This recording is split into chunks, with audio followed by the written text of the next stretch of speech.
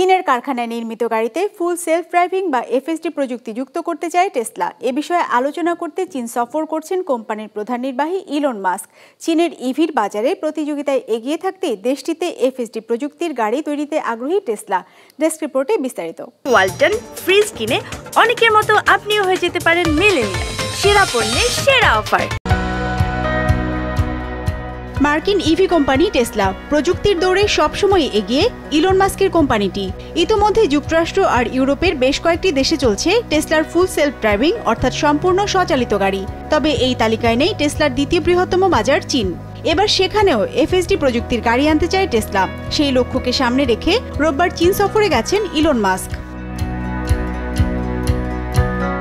এই বিষয়ে চীনের প্রধানমন্ত্রী লি কিয়াংয়ের সঙ্গে ইলন মাস্কের বৈঠকে ইতিবাচক আলোচনা হয়েছে বলে জানিয়েছে বিভিন্ন গণমাধ্যম। বৈঠকে বিদেশি কোম্পানির জন্য চীনের বাজার সবসময় খোলা থাকবে বলে আশ্বাস দিয়েছেন লি কিয়াং। মাস্কের এই সফরে চীনের বৃহত্তম ইন্টারনেট সার্চ কোম্পানি বাইদুর সঙ্গে একটি চুক্তিও সই হয়েছে।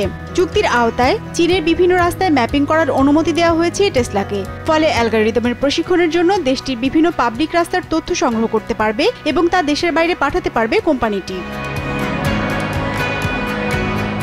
ভারত সফর বাতিলের এক সপ্তাহের মধ্যেই চীন সফরে গেলেন ইলন মাস্ক।